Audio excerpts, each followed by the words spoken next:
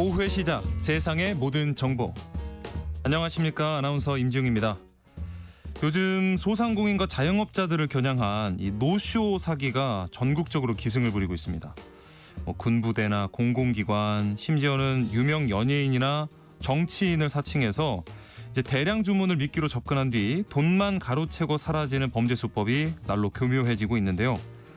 예약을 받는 순간부터 피해가 시작되는 이 노쇼 사기, 그 실태와 또 억울한 피해를 막기 위한 예방법까지 오늘 슬기로운 법률 생활에서 자세히 살펴보겠습니다. 옷차림이 가벼워지는 여름엔 체중 관리 더 민감해지죠. 그중에서도 특히 복부 비만, 겉모습은 물론이고 건강에도 적신호가 분명한데요.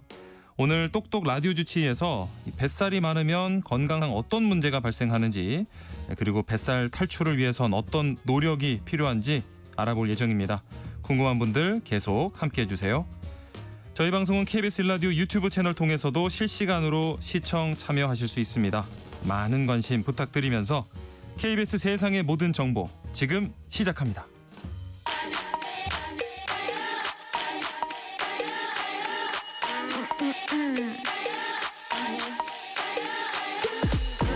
혹시 뉴스 빠뜨리셨나요? 한낮에 전해진 소식들 꼼꼼히 정리해드리겠습니다. 오늘의 뉴스 조현정 시사평론가와 함께합니다. 안녕하십니까? 네, 안녕하세요. 자, 새 정부 첫 추가 경정 예산안이 발표가 됐습니다. 정부가 30조 5천억 원 규모로 추경안 확정 지었네요. 네. 조기 대선 치르고 외교 순방도 그렇고 모든 게 굉장히 빠르게 진행 중이잖아요. 네. 이번 추경안도 새 정부 출범 20일 만에 빠른 속도로 마련된 조치인데요. 예. 이번 추경 규모 30조 5천억 원입니다. 이 세수부족분 메우는 세입 추경 10조 3천억 원이고 이거 하면 20조 2천억 원, 10조 3천억 원 빼면은 20조 2천억 원 나랏돈이 시중에 풀리는 셈인데요. 네. 지금 일단 국민의힘에서는 이거 포퓰리즘이라는 반응이에요. 예. 대통령 당선 축하 파티 열듯이 돈을 마구 뿌리는 정치 추경으로 보인다. 이렇게 맹 비판을 하고 있는데요. 네. 이런 비판도 분명히 인지를 하고 있었을 것이고 그럼에도 이재명 대통령이 이 추경 편성과 지원금을 결정하게 된 배경에 대해서 얘기를 했습니다. 네. 그러니까 수입 없이 과도하게 지출하는 건 당연히 안 되겠지만 정부 재정의 본질적인 역할이 있지 않겠느냐 이런 부분을 강조했는데요. 그러니까 민간이 과열되면 억제를 하고 민간 기능이 지나치게 침체될 때는 정부가 부양해야 하는 분명한 정부의 역할이 있는데 지금 바로 정부의 역할이 필요한 때라는 겁니다. 네. 그렇게 설명을 했고 그리고 원래부터 이제 지원금이라고 하면은 보편 지급이냐 선별 지급이냐 다 주냐 일부만 주냐 이걸로 네. 갑론을박이었는데 그러니까 보편 지급한다고 하면은 전 국민 다 주면 돈이 어딨냐 포퓰리즘이다 이거 돈 뿌리는 거다 이거고 네. 선별 지급한다고 하면은 세금 더 낸 사람들에 대해서 역차별 아니냐 이 얘기는 사실 끊임없이 있는 말이잖아요. 그렇죠. 네. 이재명 대통령도 이거에 대해서 뚜렷하게 좀 고민을 하고 있던 걸 알 수 있었고 결국에는 모두에게 주되 금액을 다르게 하는 차등 지급으로 간다는 건데 이거나 이제 긍정적인 부분을 보자면 성실하게 세금 내는 분들도 내가 혜택에서 배제됐다는 그런 감각은 들지 않게 하는 네. 그러면서 또 더 시급하고 어려운 분들께는 추가로 지원하는 그런 방식 그런 효과가 있겠고요. 결국에 정부는 경기 진작 또 소비 부양 그러면서 소득 재분배 이렇게 두 핵심 요소를 이걸 섞어서 진행을 했다고 볼 수 있겠습니다. 네. 지역화폐 이 민생회복 소비 쿠폰 지급 방식도 정해졌죠. 얼마 받는지가 궁금한데요. 네, 결국 전 국민의 관심사는 내가 얼마 받느냐 이게 제일 와닿는 거잖아요. 예. 1인당 15만 원부터 최대한으로 다 계산해 봤을 때 52만 원까지도 가능한 시나리오는 나와요. 네. 그러니까 못 받아도 최소한 우리 모두가 15만 원은 받는 거고요. 그렇죠. 그리고 소득 수준에 따라서 조금씩 달라지는데 상위 10%가 15만 원, 일반 25만 원, 차상위 40만 원, 기초수급자 50만 원 이렇게 들어가는 거고 네. 여기에다가 농어촌 인구 소멸 지역 주민이라면 2만 원씩 더 받기 때문에 기초수급자에다가 인구 소멸 지역이다 하면은 그게 모든 게 맞물리면 52만 원이 되는 거고. 최대가 네. 그렇게 되겠네요. 예, 그렇습니다. 그러면 이제 소득 상위 10% 결국에 전 국민 15만 원 다 받을 수 있게 하는 건데 그 소득 상위 10%가 전체 소득세의 70% 이상을 내고 있다는 점도 고려가 된 것 같고요. 예. 당연히 현금이 아닌 형태로 지급됩니다.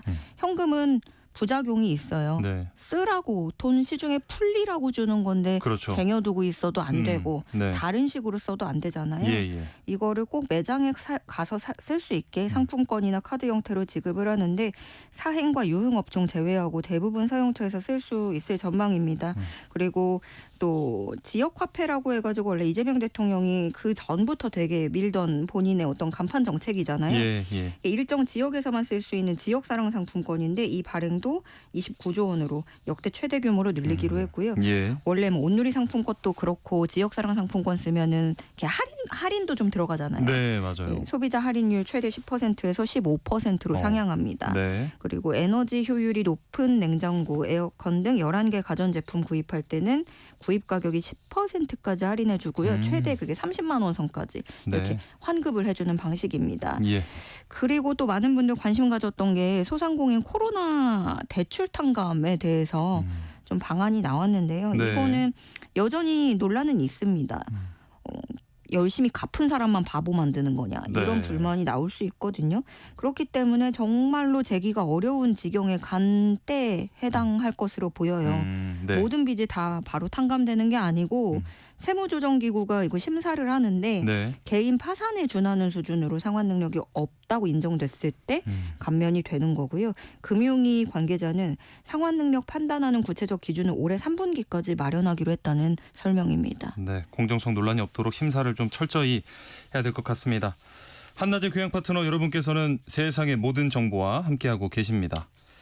이제 김민석 총리 후보자 청문회가 나흘 앞으로 다가왔습니다.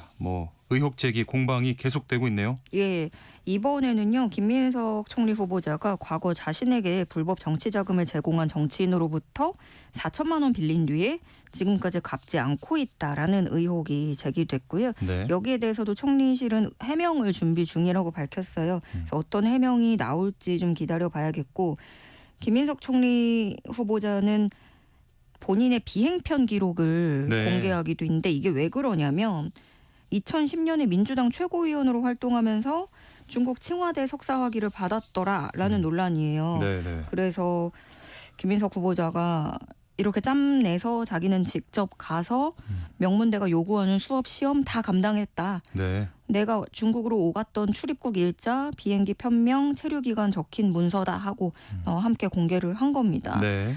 그리고 지금 여야가 청문회 증인 둘러싸고 줄다리기 계속하고 있잖아요. 그렇죠. 네. 이게 저희도 며칠째 얘기를 했지만 민주당 입장에서는 전 부인하고 현 부인을 한 자리에 부르는 게 말이 되냐 이거 너무 폐륜적이다라고 네. 하면서 관련 법 개정을 시사하기도 했는데 네. 인사청문회 개정안이라고 해서 이게 원래 이번에 새로 나온 얘기는 아니에요. 21대 때도 논의가 됐었고 네. 그리고 작년에 법안이 제출이 됐었는데 그러니까 이게 너무 정책 역량을 검증을 못하니까 정책 검증이랑 그 어떤 공직 역량 청문회 도덕성을 이렇게 따로 보자라는 게 골자고요. 예. 근데 그렇죠. 청문회 볼 때마다 우리는 매년 보는 풍경이기는 해요. 그래서 망신 주려고 작정하고 나온 듯한 모습도 있고 분명히 네. 그게 그래서 굉장히 소모적일 때도 있는데 국민들의 알 권리도 또 충분히 있는 거잖아요. 그렇죠. 예, 네. 그런 것들이 침해돼서는 안 되겠고 사실 민주당도 이렇게 얘기를 하고 국민의힘도 얘기를 하지만 여야 공수만 바뀔 뿐이지 늘 하는 멘트는 비슷한 것 같습니다. 예. 국민의힘은 김민석 후보자 청문회를 벼르고 있는 만큼 청문회 앞두고 긴급 의원총회 개최를 하는데요. 이름이 비리백화점 이재명 정부 인사청문회 대책 긴급 의원총회예요. 네. 비리백화점. 뭔가 의지를 드러내는 이름이고요. 네. 이번 의총에서는 그동안 제기됐던 김민석 후보자에 대한 각종 의혹들 정리하고 설명하고 다음 주에 있을 청문회 대응 전략을 논의할 예정입니다. 네. 어제는 이제 이종석 국가정보원장 후보자 인사청문회가 있었는데 오늘 이 보고서 채택이 무산됐다고요? 네. 국정원장 후보자이다 보니까 이제 안보에 대해서 많이 물어보잖아요. 그렇죠. 근데 지금 우리 정부 그 외교 안보에서 제일 많이 나오는 말이 뭐 동맹파다, 자주파다 이런 거예요. 그러니까 예. 동맹파는 한미 동맹에 기반한 거를 중점에 두는 거고 네. 자주파는 이 한반도 우리 민족의 자주적인 그런 자주성을 강조하면서 북한과의 협력 이렇게 그런 것들을 강조하는 건데 네. 이종석 후보자는 나누자면은 그 북한과의 협력을 중시하는 자주파로 분류돼 왔던 네. 사람이에요. 네. 그래서 어떤 만약에 국정원장이 되면 앞으로 남북 관계를 회복할 키맨이 될 것이다. 이런 기대감을 모았었거든요. 네. 그러니까 야당은 이번에 청문회에서 이종석 후보자의 그 안보관을 집중 공격했습니다. 그러자 이종석 후보자는 나는 자주파도 동맹파도 아닌 실익을 따라서 살아왔다. 네. 이렇게 답했어요. 예. 20년 전에도 자기한테 보수 쪽에서는 자주파라고 비난하고 진보 쪽에서는 동맹파라고 비난을 했다는 거예요. 네. 어떤 실용성에 따라서 움직인 건데 국익에 따라 움직인 거다. 그래서 나는 자동파라는 표현을 썼다. 예, 이렇게 대답을 하기도 했고요. 예. 또 동시에 워낙에 뭐 이제 뭐 북한 뭐 야당에서는 친북이 아니냐 이러니까 한미일 협력의 중요성도 강조를 했어요. 그 한미일 협력이 기본으로 토대로 있고 주변 국가 관계를 관리하는 게 이재명 정부의 정책 방향이고 네. 저 역시도 그렇게 본다라고 설명을 했고요. 그러나 방금 말씀드린 친북, 종북 이런 색깔론이 이번 청문회에서도 등장했습니다. 국민의힘 측에서는 굉장히 친북적이라 이런 분이 국정원 이끄는 수장이 됐을 때 북한의 대남 연락사무소 기관으로 전락할지 걱정이 된다라고 네. 얘기하자 이제 여당에서 또 안 좋게 이제 받아들이면서 고성이 오가기도 네. 했었고요. 그리고 국민의힘은 사실은 이런 대북 안보관뿐만이 아니라 상임위 배분을 얘기를 하고 싶어 해요. 예. 그걸 문제 삼으면서 보고서 채택을 거부를 했는데 원래 여야가 오늘 오전에 정보위 전체회의 열어서 이종석 후보자 인사청문 경과 보고서 채택할 예정이었거든요. 네. 근데 국민의힘이 우리 유보한다, 안 한다, 채택 안 한다 이런 입장 보이면서 회의 취소됐고요. 국민의힘은 결국에는 이 청문회 앞으로 가져가면서 그 법사위원장 포함한 상임위원장을 재배분하자 이런 의지와 연계할 가능성이 커 보입니다. 네. 여야는 이렇게 여러 현안에서 부딪히고 있는데 지금 이재명 대통령과 여야 지도부 오찬 회동 그 일시가 정해졌다고요? 네, 이재명 대통령이 캐나다에서 귀국하고 곧바로 강훈식 대통령실 비서실장에게 여야 지도부 회동 조기해야 하는 게 바람직하다라면서 추진을 지시했다고 해요. 네. 근데 야당에게도 이재명 대통령이 이미 자주 보자 이런 말 했잖아요. 네. 그래서 오는 22일 낮 12시 대통령 관저에서 이재명 대통령하고 여야 지도부 오찬 회동을 하기로 결정이 됐는데요. 네. 원래 대통령실 참모들은 7월 초순 정도로 얘기를 했다고 해요. 뭐 관세 협상도 있고 뭐 나토 얘기도 있고 하니까 그때쯤이 적절할 거라고 밖에서도 그런 관측이 나왔는데 좀 빨라진 것 같아요. 이재명 네. 대통령이 뭐 따질 게 있냐 가능하면 자주 볼 텐데 뒤로 미룰 이유가 있겠느냐. 그러니까 뭐 꼭 때가 그렇게 중요하냐 이렇게 얘기를 한 것 같고 예. 오찬 회동에는 그러면 이제 김병기 민주당 원내대표, 김용태 국민의힘 비상대책위원장, 송원석 국민의힘 원내대표가 참석할 예정입니다. 네. 그리고 이 자리에서 의제는 제한 없이 자유롭게 대화를 하겠다고 하는데요. 근데 날짜가 22일이잖아요. 네. 김민석 후보자 인사청문회가 24일부터 시작돼요. 네. 이게 지금 23일? 뇌관이다 보니까 네. 그래서 야당은 아무래도 김민석 후보자에 대한 임명 철회 요구도 대통령에게 건의할 자리에서. 것으로 네. 전망이 되고요. 근데 이재명 대통령 입장으로는 추경을 진행하려면 원구성도 시급하고 총리도 세워져야 되고 내각도 네. 꾸려야 되는 그런 입장입니다. 그래서 여야 협치가 어떻게 풀려갈지 좀 지켜볼 대목이 되겠습니다. 네, 여러모로 굉장히 복잡한 상황입니다. 자, 경찰 특별수사단이 이 3차 출석 요구까지 불응한 윤석열 전 대통령 이 체포영장 신청 검토에 나섰다고요? 네, 경찰이 제시한 3차 출석 요구까지 윤 전 대통령이 불응했습니다. 어제였고요. 네. 예. 원래 관례적으로 3차례 정도 출석 요구에도 뭐 정당한 사유 없이 응하지 않으면 강제 수단 검토해 볼 수 있어요. 체포라든가 구속영장. 예. 근데 특검 앞두고 그러면 경찰이 실제 체포에 나설 것인가 여기에 관심이 쏠리는 건데 네. 이번에 경찰 특수단이 공지를 냈습니다. 윤 전 대통령에 대한 체포영장 신청 등에 대해 내란 특검과 협의 중이다 이렇게 밝혔고요. 네.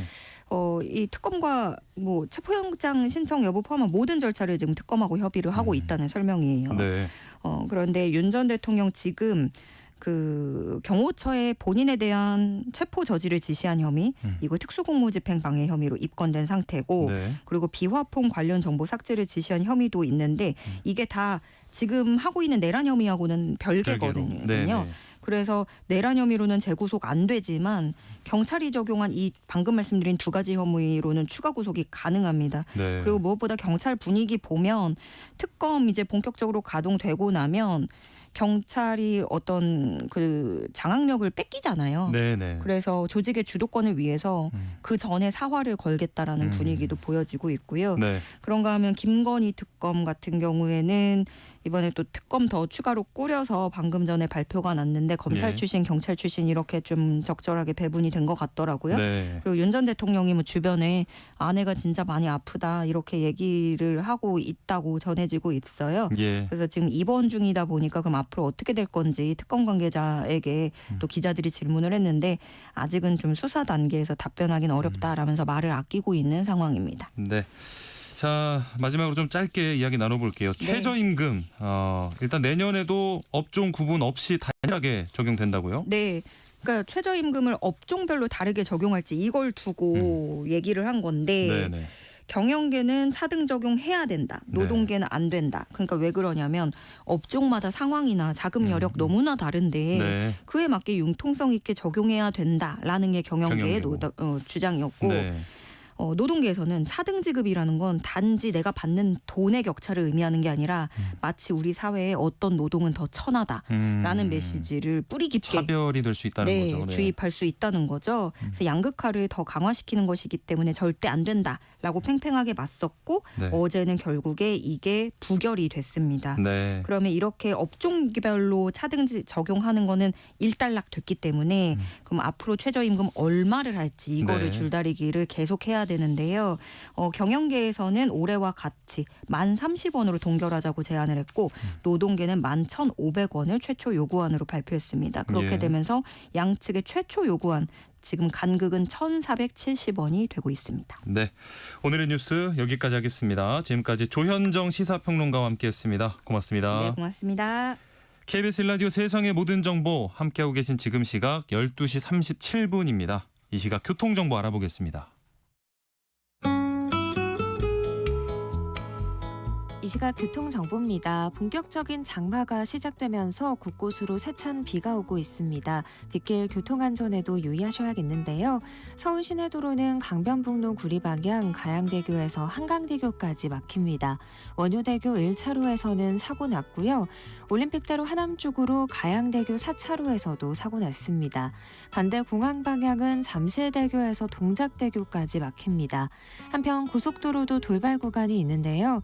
영동고속도로 강릉 방향 덕평 1차로에서 사고 났습니다. 중부고속도로 하남 쪽으로는 신둔요금소 1차로에서 사고 발생했습니다. 조심해서 지나셔야겠고요. 중부 내륙고속도로 창원 쪽으론 여주 분기점에서 짧게 속도를 줄입니다. KBS 교통정보센터였습니다. 세상의 모든 정보는 청취자분들의 관심과 참여를 기다립니다. 방송 들으시면서 궁금한 점이 있거나 의견 공유하고 싶은 분들 계시면 문자 보내주세요. 추첨을 통해 모바일 쿠폰 보내드리겠습니다. 참여하실 번호는 샵 9730이고요. 짧은 문자 50원, 긴 문자 100원의 이용료가 부과됩니다. 콩 게시판을 통해서는 무료로 참여하실 수 있고요. KBS 1라디오 유튜브 채널을 통해서도 실시간으로 시청 참여하실 수 있습니다. 꼭 알아야 할 정보를 알기 쉽게 전달해드리는 세상의 모든 지식. 금요일은 일상 속 법에 관련된 궁금증 쉽고 정확하게 풀어드립니다. 슬기로운 법률 생활 천수희 변호사와 함께합니다. 안녕하십니까? 네, 안녕하세요. 천수희 변호사입니다. 자, 이번 주는 어떤 내용에 대해서 알아볼까요? 네, 지난 13일에 열쇠 가게를 운영하시는 사장님이 한 통의 전화를 받으셨다고 해요. 예. 네, 상대방이 자신이 전주 교도소의 직원이라고 하면서 교도소 문 잠금 장치 2개를 설치해달라고 요청을 했다고 하는데요. 네. 그리고 곧이어서 휴대전화로 법무부 마크가 이제 적혀진 명함에 전주 교도소 주소 그리고 담당자 직함과 이름까지 적힌 이제 그런 명함을 보냈다고 해요. 네네. 그래서 사장님이 이제 여기가 또 교도소잖아요. 그러다 네. 보니까 아무런 의심 없이 이제 오. 잠금 장치를 싣고 교도소를 찾아가셨는데요. 네. 현장에 도착해 보니까 담당 직원분은 그런 요청을 한 적이 없다고 하고 네. 더 황당한 것은 다른 열쇠업자 4명도 같은 전화를 받고 그 교도소 문 앞에서 이게 어떻게 된 만난 일인가 네, 하고 계셨다고 해요. 네. 그래서 결국 모두 이제 헛걸음을 하게 되면서 시간과 기회를 허비하게 만들었는데요. 네. 요즘 이런 노쇼, 즉 예약을 했지만 취소한다는 연락 없이 예약 장소에 나타나지 않는 일을 이제 말을 하는데 음. 이렇게 사회적으로 굉장히 문제가 되고 있는 노쇼에 관한 이야기를 오늘 좀 해볼까 합니다. 아, 이게 이제 뭐 식당을 예를 들어서 예약을 해놓고 보통 못 가게 되면 이제 뭐 연락을 해서 아이고 사정이 생겨서 못 가게 됐어요. 하지만 좀 이렇게 어떤 상황에서는 이렇게 취소를 못 하고 그냥 못 가게 될 수도 있잖아요. 아, 네, 물론이죠. 그래서 이제 노쇼는 주로 식당이나 병원, 항공사 등 서비스 산업에서 많이 쓰던 용어인데요. 네. 식당에서는 이제 예약된 인원수에 맞춰서 식재료를 준비하기 때문에 노쇼가 발생하면 준비된 음식을 폐기해야 되고 네. 뭐 항공사 같은 데서는 예약된 좌석을 다른 승객에게 팔지 못하는 손해가 아, 생기게 되겠죠. 그렇죠. 근데 어떤 분들은 뭐 식당 같은 곳은 내가 단순히 예약만 하고 어떤 특정 음식을 미리 주문해 놓은 게 아닌데 그게 문제가 되느냐라고 말씀하시는 분들도 계세요. 네. 근데 법원에서는 계약의 주요 내용에 대한 합의만 있으면 계약이 성립된 것으로 보고 있기 때문에 아. 전화를 해서 뭐 음식점 이용 일시나 음식점의 이용 인원수만 특정이 돼도 계약이 좀 성립된 걸로 볼 수가 있는 거죠. 네. 그래서 따라서 노쇼는 법적으로 유효하게 계약을 체결한 당사자가 일방적으로 계약을 해지하는 것이 됩니다.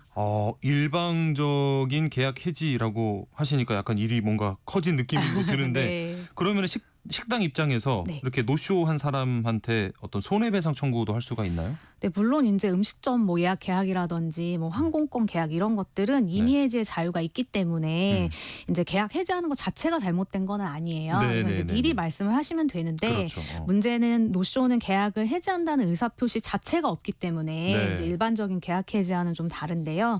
식당 입장에서는 예약한 시간에 예약자가 나타나지 않아야만 이게 지금 계약이 해지된 거라는 걸 알 수가 있게 그렇죠. 되는 거잖아요. 그래서 네.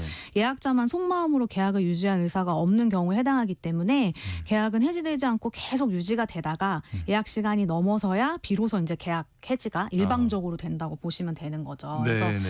법원에서는 아직 이런 노쇼 관련된 직접적인 판단을 하지 않았어요. 근데 다만 대법원은 계약 교섭을 부당하게 파기한 경우에는 상대방이 계약이 체결되리라고 정당한 기대에 따라 지출한 비용 상당을 손해배상해야 된다고 판시한 적이 있습니다. 아하. 그래서 이에 비추어 보면 노쇼의 경우에도 예약자가 예약 시간에 나타나지 않는 방식으로 부당하게 계약을 중도 해지한 것을 이제 부당한 계약 파기 또는 불법 행위로 해석을 해서 예약자에게 손해배상을 이제 이론적으로는 청구할 수 있을 것 같습니다.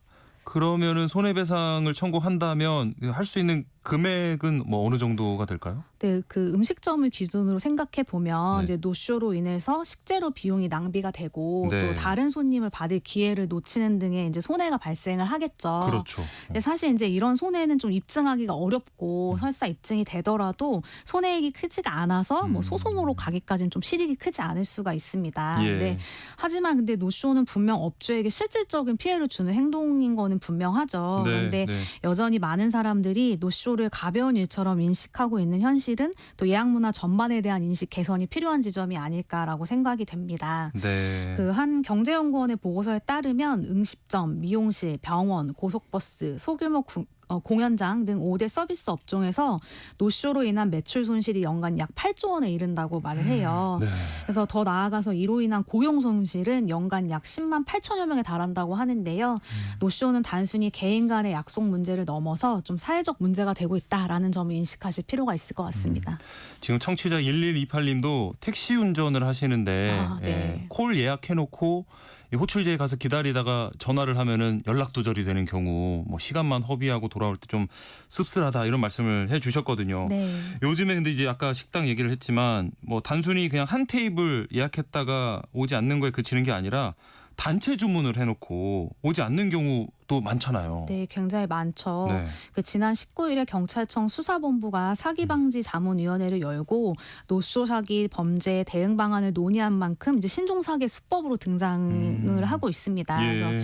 이번 달 초에는 부산 서구의 한 중식집에 최고급 중국술 6병과 24인분의 음식을 예약을 받았는데요. 네. 끝내 예약자가 나타나지 않았고 또 같은 날 1시간 간격으로 다른 중식집에서도 24인분의 음식을 준비해달라고 한 예약자가 나타나지 않아가지고 가게당 각 100만 원 이상의 피해를 입혔다고 하고요. 예. 또 사하구의 횟집 두 곳에서도 하루 차이로 25인분 상당의 모둠회를 예약하고 나타나지 않은 예약자가 있었습니다. 같은 사람 같은데. 네, 네. 결국 업주들이 신고를 해서 경찰에서 이제 조사를 나서는 상황이 발생을 했습니다.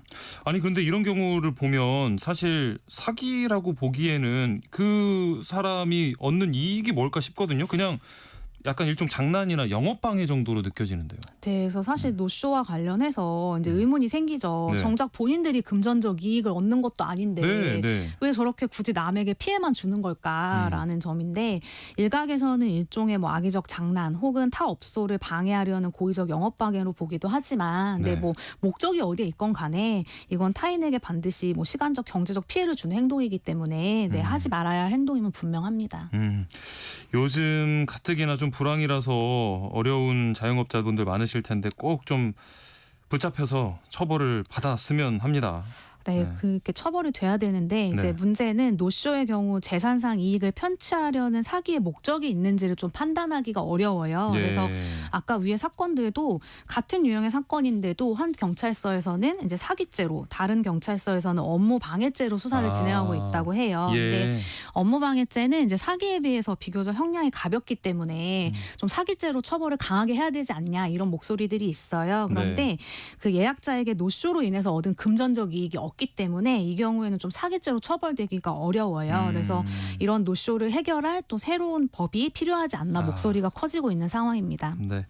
그런가 하면은 이제 여기 더해서 뭐 대리 구매를 명목으로 이렇게 돈을 가로채는 이런 식의 새로운 유형의 또 사기 수법이 등장하고 있던데 이 사기 방법이 점점 더 다양해지는 것 같아요. 네, 맞습니다. 네. 그 한 음식점에서 국회의원 비서라는 사람으로부터 이제 연락을 받았는데요. 네. 국회의원들이 참석하는 점심 예약을 진행하고 싶다라고 하면서 의원님들이 뭐 드시는 즐겨 마시는 와인이 있는데 이걸 좀 준비해 줄 수 있냐라는 요청을 했다고 해요. 네. 그러면서 우리는 국비를 사용하는 사람들이라 주류는 직접 결제를 할 수가 없으니 우리가 알려주는 특정 업체를 통해서 와인을 미리 구매해서 그날 세팅해 두면은 와인값을 포함해서 점심값을 같이 결제하겠다 이런 이야기를 했다고 해요. 예. 근데 문제는 그 사람이 요구한 와인이 한 병당 650만 원이었어요. 그래서 두 병을 사주면 와인값에 식사값까지 더해서 1,400만 원을 결제해주겠다고 이제 이야기를 했다고 해요. 네. 그러니까 사장님 입장에서는 술값을 빼고도 매출이 한 100만 원 정도는 되니까 아이고, 네. 네, 일단 알겠다고 하고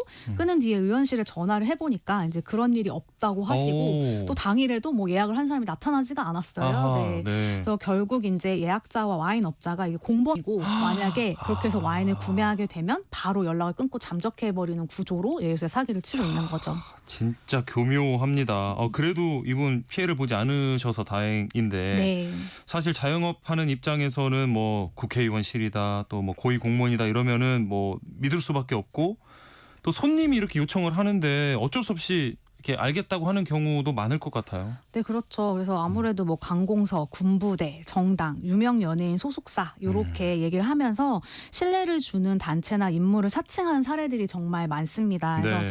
전남 광양에서는 시청 주무관 명함을 보내주면서 이제 한 업체에 8천만 원 상당의 물건 납품을 요구를 했는데요. 예. 이제 피해 업체는 그 정도 규모의 물량은 단기간에 좀 준비하기가 어렵다라고 네. 답을 하니까 전화를 한 사람이 감사 관계로 지금 급하게 준비를 해야 된다. 그러면 다른 업체에서 물건을 먼저 받아가지고 납품을 하고 네. 나중에 이제 비용 정산을 한꺼번에 내가 해주겠다라고 제안을 해왔다고 해요. 네. 그래서 이분이 이제 시청 홈페이지 들어가 보니까 조직도상에 진짜 그 이름의 공무원분이 있으신 거예요. 네, 그래서 네.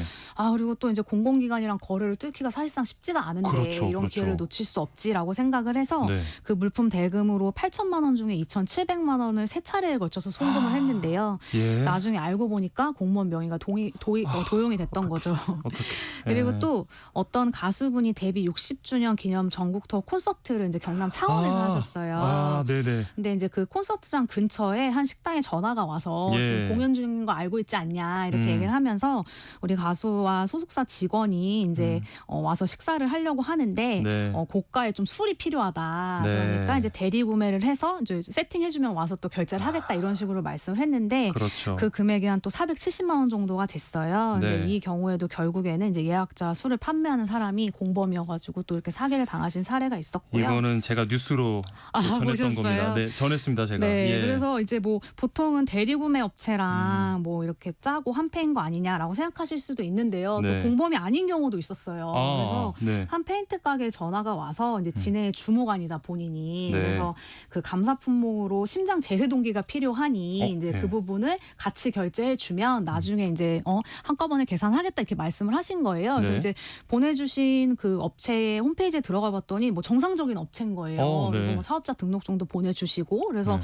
그쪽 업체에다가 이제 결국에는 입금을 했는데 나중에 알고 보니까 그 업체의 명의를 또 도용해서 계좌번호만 본인 걸 써서 이제 한 사례도 있었고요. 네. 그리고 또 이번 달에 선거가 끝났잖아요. 예, 그래서 예. 선거철에는 또 정당 관계자라고 사칭을 해가지고 네. 그 지역의 숙박 업체에 방을 예약하면서 도시락을 또 대리 구매해달라 그런 이제 사례들도 많이 있었는데요. 네. 이제 정말 문제는 뭐냐면 이러한 사기 범행에 대해서 경찰에서 조사를 시작을 했는데 네. 전화가 온 번호를 추적을 해봤더니 캄보디아 국적의 콜센터에서 온 전화들이었어요. 근데 이제 피해자분들의 핸드폰에는 010이라고 떴었거든요. 예, 근데 예, 저도 예. 요새 이걸 몰랐었는데 알고 보니까 네. 요새는 해외 피싱 조직으로부터 걸려온 전화를 국내 전화로 온 것처럼 둔갑시켜서 피해자 휴대폰에 010 번호로 표시되도록 하는 또 이런 세력들이 있다고 해요. 그래요. 네, 그래서 좀 조심을 하셔야 되는데, 그래서 어쨌든 일각에서는 보이스피싱에 대해서 하도 사람들이 조심을 하다 보니까 이제 보이스피싱 조직들이 이런 형태로 자영업자들에게 사기를 치는 구조가 되어가는 것이 아니냐라는 우려가 또 커지고 있습니다.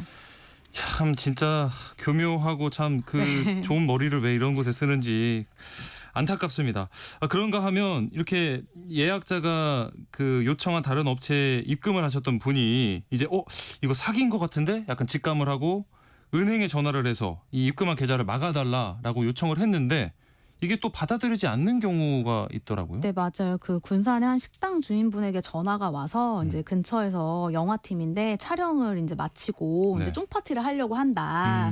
그래서 이제 뭐 식사를 예약하고 싶다라고 말을 하면서 이제 본인이 마침 받아놓은 주류업체 명함이 있는데 네. 그쪽으로 이제 술도 함께 주문해줬으면 좋겠다라고 아하. 말씀을 하신 거예요. 그래서 같은 방식이에요 또. 네, 맞아요. 그래서 이분이 그 주류업체에 술값 1,400만 원 송금을 하셨어요.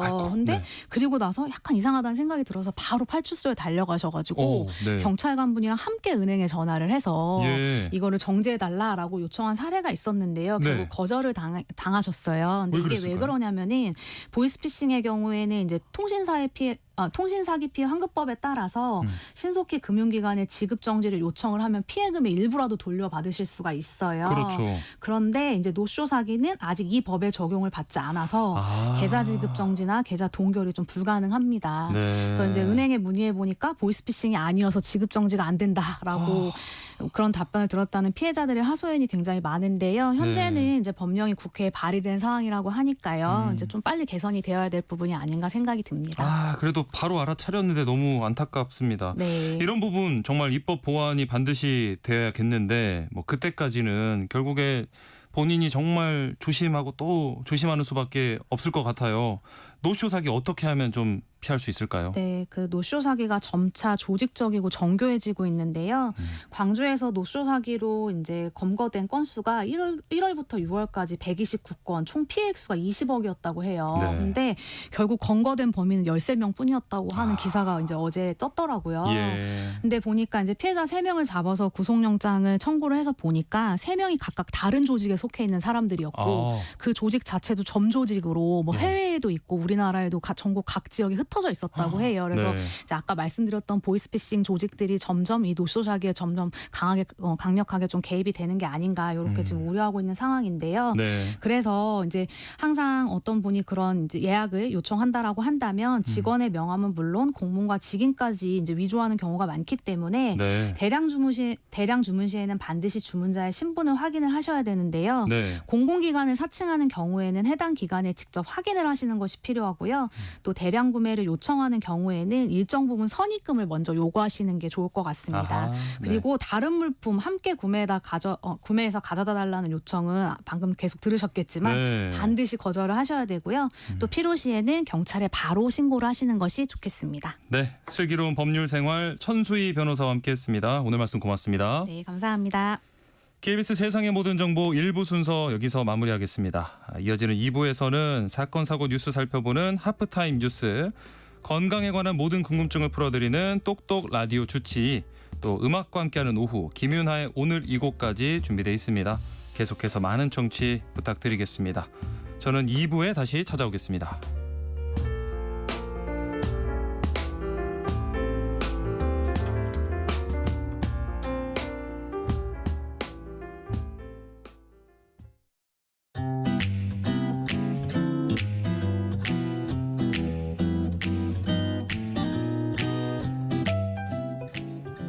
안녕하세요. 바른말 고운말입니다. KBS 1텔레비전에서 방송되고 있는 우리말 겨루기에서 나왔던 문제를 짚어보겠습니다. 오늘은 제시되는 표현에 공통으로 들어갈 서술어를 맞히는 문제입니다. 옆구리를 이리하다, 빗장을 이리하다, 냄새가 코를 이리하다, 불을 이리하다에서 이리하다에 공통으로 들어갈 동사는 무엇일까요? 출연자의 답에 찌르다, 후비다, 잠그다, 채우다, 지르다가 있었는데요. 이 중에서 정답은 지르다입니다. 옆구리를 지르다에서 지르다는 팔다리나 막대기 따위를 내뻗치어 대상물을 힘껏 건드리다라는 뜻으로 옆구리를 힘껏 건드린다는 뜻입니다. 또 관용구 빗장을 지르다는 마음속의 생각을 남에게 드러내지 아니하고 굳게 감추다라는 뜻이고, 예를 들어 그녀는 마음의 문에 굳게 빗장을 질렀다 같이 쓸 수 있습니다. 여기서 지르다는 양쪽 사이를 막대기나 줄 따위로 가로 건너 막거나 내리꽂다라는 뜻으로 쓰인 것이고, 머리에 비녀를 지르다 같은 표현으로도 쓸 수 있죠. 그리고 냄새가 코를 지르다에서 지르다는 냄새가 갑자기 후각을 자극하다라는 뜻이고, 불을 지르다에서 지르다는 불을 붙이다를 뜻합니다. 지금까지 바른말 고운말 아나운서 국혜정이었습니다.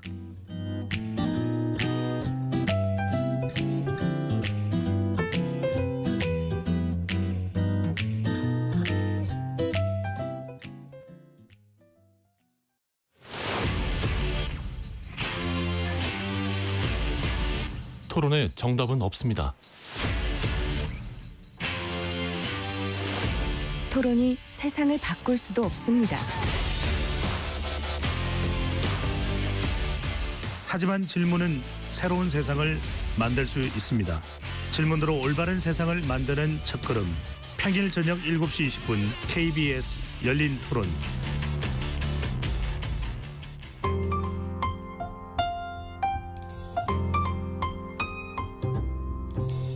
어떤 하루 보내고 계신가요?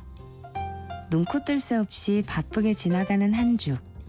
따뜻한 시선으로 하루를 마무리합니다. 당신을 위한 지식 쉼터. 오늘 밤 일라디오. 월요일부터 금요일. 매일 밤 10시 5분에 시작합니다.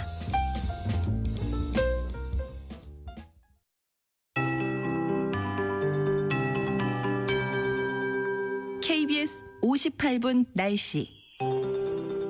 현재 전국 곳곳에 장맛비가 내리고 있습니다. 빗줄기가 강해졌다 약해지기를 반복하며 비가 오고 있는데요. 지금 서울과 인천, 일부 경기도와 강원도에 호우특보가 발효 중이고, 특히 인천과 강원도 양구, 전북 고창과 부안 등에는 시간당 15mm 안팎의 강한 비가 쏟아지고 있습니다.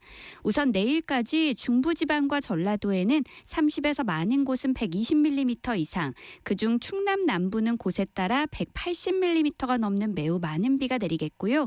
강원 동해안과 경상도, 제주도는 20에서 80mm 정도의 비가 예상됩니다. 특히 오늘은 중부지방에, 내일은 남부지방에 벼락과 돌풍을 동반한 시간당 30에서 50mm의 집중호우가 예상돼 비 피해가 없도록 대비를 잘 하셔야겠습니다. 또 오후부터 수도권 서부와 서해안, 강원 산지와 제주도에는 바람이 매우 강하게 불겠습니다. 이 비는 중부지방은 내일 오후에 대부분 그치겠지만 남부지방과 제주도는 모레 일요일까지 이어지는 곳이 많겠습니다. 오늘 낮 기온은 서울과 부산 25도, 대전, 광주 27도, 대구 30도 등으로 어제보다 1도에서 10도 정도 낮겠지만 습도가 높아 후덥지근하겠습니다.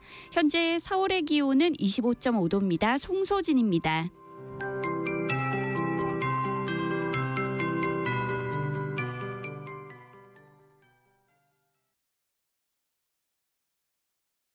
정성을 다하는 국민의 방송 KBS가 한시를 알려드립니다. AM 711kHz, FM 97.3MHz, KBS 1라디오입니다. HLKA.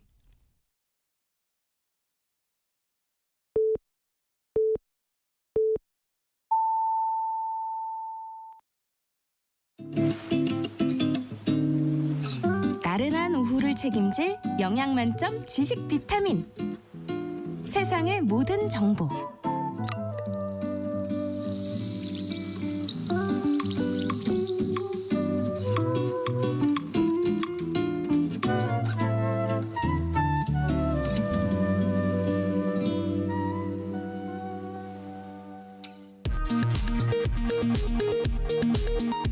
이 시각 라디오 정보센터 뉴스입니다.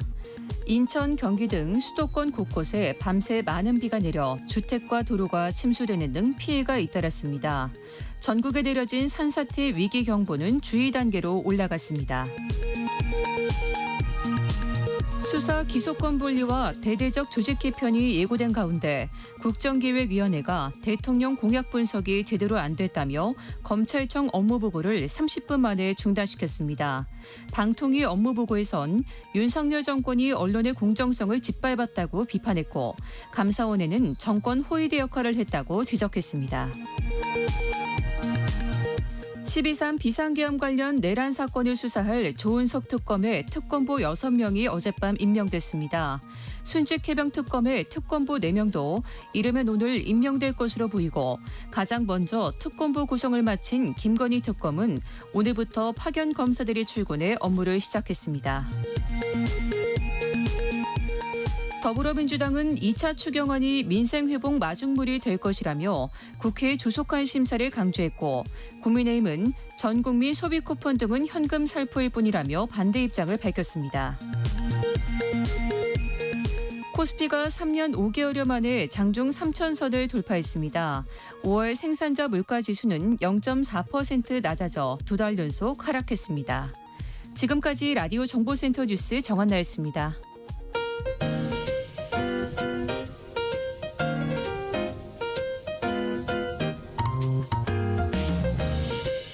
정신없이 바쁜 하루, 지금 우리 주변에서 벌어지고 있는 사건, 사고, 소식들 한숨 돌리며 살펴보시죠. 하프타임 뉴스 임선우 뉴스캐스터와 함께합니다. 안녕하십니까? 안녕하세요. 오늘은 날씨부터 좀 짚어보죠. 곳곳에서 지금 거센 장맛비가 쏟아지고 있죠. 네, 본격적인 장마가 시작이 됐습니다. 예. 현재 인천과 김포, 파주 등 경기 북부 7곳과 강원 화천에는 호우경보가, 서울과 경기 북부 전역, 강원 양구에는 호우주의보가 발령 중인데요. 지금은 새벽보다 비의 강도가 다소 약해지긴 했지만 이들 지역 곳곳에서는 여전히 시간당 10mm 안팎의 비가 내리고 있고요. 네. 청계천과 도림천 등 서울 시내 29곳의 하천도 통제가 되고 있습니다.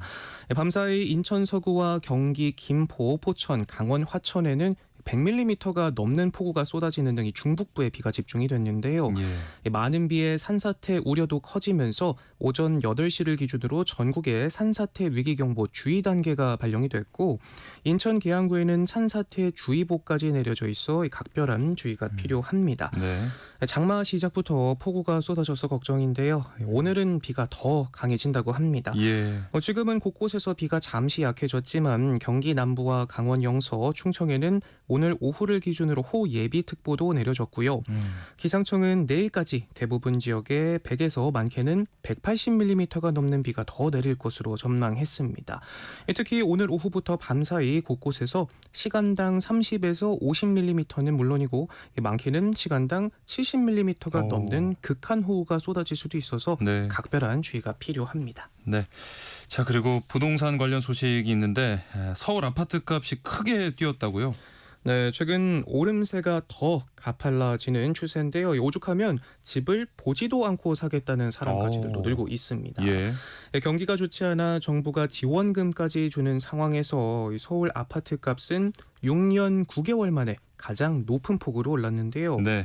6월 셋째 주 매매 가격을 보면 전주 대비 0.36% 상승했는데 지난 2월 상승 전환한 이후 20주째 오름세를 이어가고 있습니다. 예.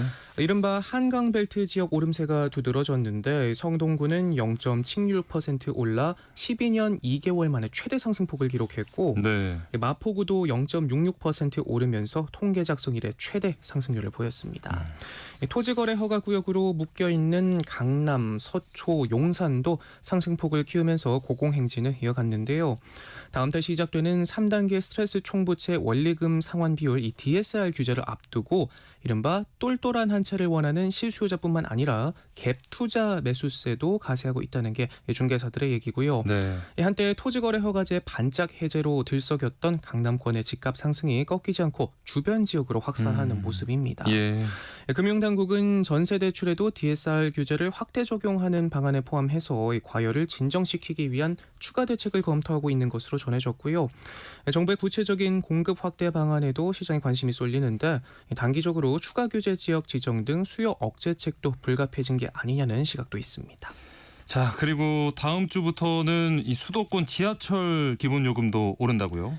네, 가뜩이나 요즘 월급 빼고 다 오른다라는 소리가 절로 나올 정도로 이 경기가 어려운데 서민의 발이 돼주는 지하철 요금마저 오르게 돼 지갑 사정을 더 팍팍하게 만들겠습니다. 예. 다음 주 토요일 첫 차부터 기본 요금이 150원 오르게 됩니다. 네. 서울 지하철과 같은 요금으로 운영되고 있는 인천과 경기 등 수도권 전철도 모두 오르고요. 청소년과 어린이 요금도 각각 100원, 50원씩 소폭 오릅니다. 더 이상의 적자 상황을 지켜볼 수만은 없다는 판단에서인데 서울교통공사의 누적 적자는 지난해 말 기준 19조 원에 육박할 만큼 이 상황이 녹록지 않은 게 사실이고요. 예. 사실 서울시는 이미 앞서 추가 인상을 예고했었습니다. 2년 전 서울 시내버스 요금을 300원 올리고 같은 해 지하철 요금을 150원 인상했는데 당시 이듬해인 2024년 한 번 더 150원을 올리겠다 밝혔지만 정부의 물가 안정 기조에 맞춰 실제 이루어지지 않았고 올해까지 밀렸지만 결국 경영난 해소를 위해서 더는 미루지 못하고 요금 인상이 시급하다는 입장입니다. 네. 상황은 이해가 가지만서도 지갑 사정 뻔한 요즘인데 이렇게 하나둘 안 오르는 것 없이 오르는 걸 보면 참 갑갑합니다. 그러게 말입니다. 그런가 하면 이 여름철 항상 등장하는 이슈인데 이 지하철 냉난방 관련 민원이 끊이질 않는다고요. 네, 누구는 덥다, 누구는 춥다. 이 지하철 냉난방과 관련해서 지난 5개월간 무려 28만 건이 넘는 민원이 접수가 됐다고 합니다. 네. 고객센터로 들어온 전체 불편 민원 중 75%에 달하는데 예. 날씨가 따뜻해진 5월 한 달에만 11만 건 넘게 접수됐다고 하네요. 네.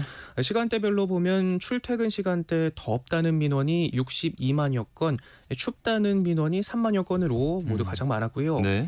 같은 시간대 또 같은 칸에서 엇갈린 민원이 동시에 들어오면서 고객센터 상담원들이 참 난감한 상황에 처하기도 한다고 합니다. 예. 가뜩이나 붐비는 출퇴근 시간에 이 짜증 지수가 잔뜩 올라가는 게 이해는 가지만 끊이질 않는 냉난방 민원 때문에 정작 중요한 민원을 처리하는데 지장이 많다고 하네요. 예. 객실마다 개별 온도 센서를 통해서 일반 칸은 24도, 약냉방 칸은 25도로 자동 조절되는데 열차가 혼잡할수록 온도가 올라가니까 서울교통공사의 공식 어플인 또타 지하철에서 내가 타려는 열차가 얼마나 붐비는지 확인해보는 것도 도움이 되고요. 네. 또 하나 꿀팁을 드리자면 이 좌석 위치에 따라서도 온도 차이가 난다고 합니다. 그래요. 네, 객실 양쪽 끝 교통약자 배려석 주변이 가장 온도가 낮고 중앙으로 갈수록 높아진다고 하니까요. 참고하시면 좋겠습니다. 네. 자, 그리고 내일부터 이 오랜 진통 끝에 제정된 간호법 또 시행이 된다고요. 네, 간혹의 염원 속에 탄생한 간호법이지만 이 시행을 코앞에 두고 크고 작은 논란과 잡음이 계속 이어지고 있습니다. 지난해 9월 제정된 간호법은 간호사 단체의 수건 중 하나였죠. 의료법에서 간호 관련 내용을 독립된 법으로 떼어내 제정하려던 시도는 20년 전부터 있었지만 의료체계 혼란 등을 이유로 의사와 다른 보건의료 직역들의 반대 속에 국회 통과가 쉽지 않았는데요. 2년 전 처음으로 본회의를 통과했지만 윤석열 전 대통령의 거부권 행사로 폐기되기도 했습니다. 하지만 지난해 2월 의대 증원으로 인한 의료 공백 등과 맞물리면서 간호법 제정이 다시 급물살을 탔고 같은 해 8월 여야 합의로 국회를 통과했고 우여곡절 끝에 간호법이 당장 내일부터 시행되긴 하지만 갈등은 계속되고 있습니다. 특히 핵심 내용인 진료 지원 간호사의 PA의 제도화는 시간이 더 걸릴 것으로 보이는데요.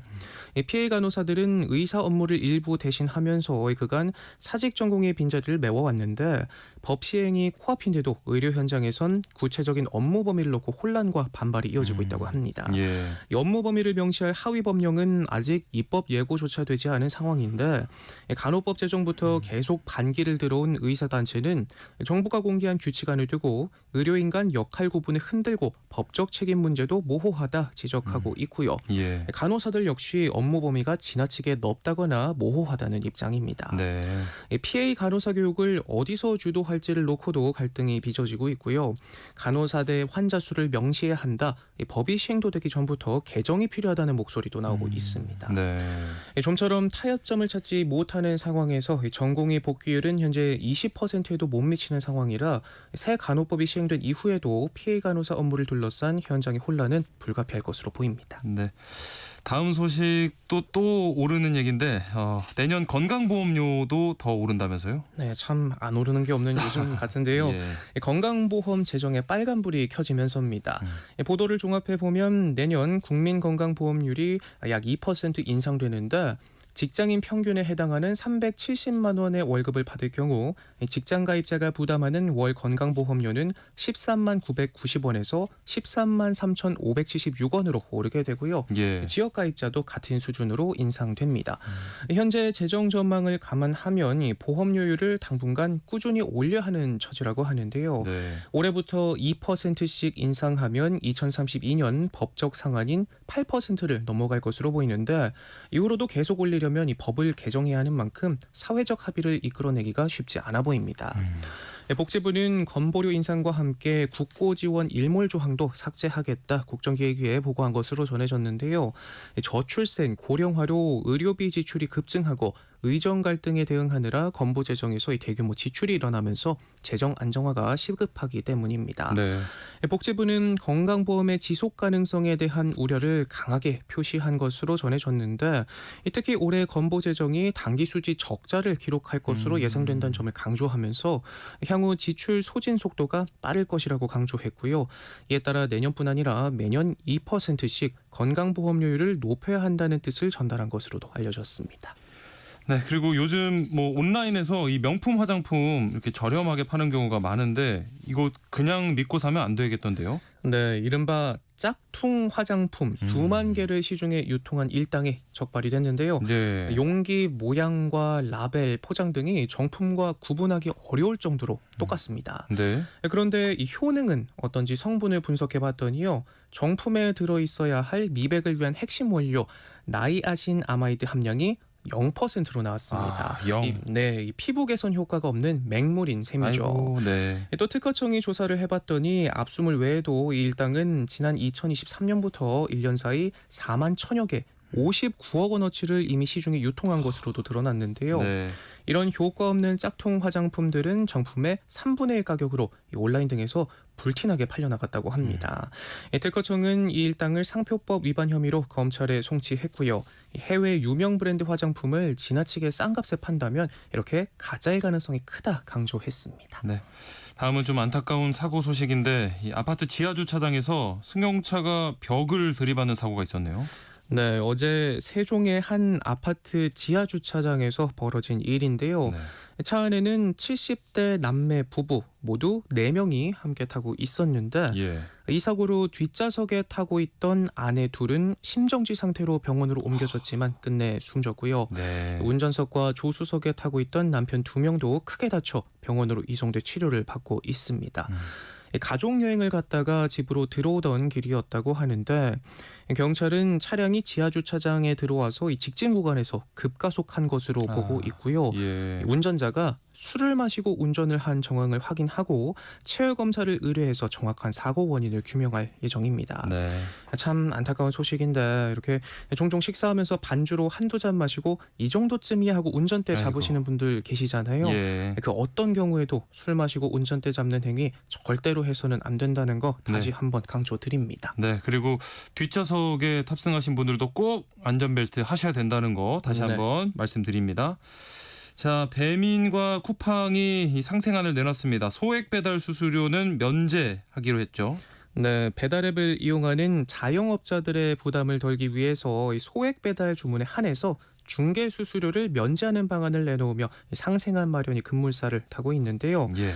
배달의 민족을 운영하는 우아 형제들의 중간 합의안에는 금액이 10,000원 이하인 주문의 중개 수수료를 전액 면제하고 이 배달비를 차등 지원하는 방안이 담겼는데 예. 10,000원 초과 15,000원 이하 주문에 대해서는 중개 이용료 등을 차등 지원해서 업주 부담을 낮추기로 하고 이 배달비를 지원할지는 검토 중인 것으로 전해졌습니다. 예. 쿠팡이츠도 15,000원 이하 주문에 한해서 이 중개 수수료를 면제하거나 감면해주는 정책을 지난 10일부터 부산에서 시범 운영 중인데 다만 10,000원에서 15,000원 이하의 소액 주문은 이 전체 주문 가운데 비중이 크지 않아서 자영업자의 부담을 실질적으로 해소해주기는 어렵다는 지적도 함께 나오고 있습니다. 네. 하프타임 뉴스 임선우 뉴스캐스터와 함께했습니다. 오늘 말씀 고맙습니다. 고맙습니다. 오늘 점심 메뉴 추천. 귀로 듣는 푸짐한 지식 한 상 어떠세요? 세상의 모든 정보.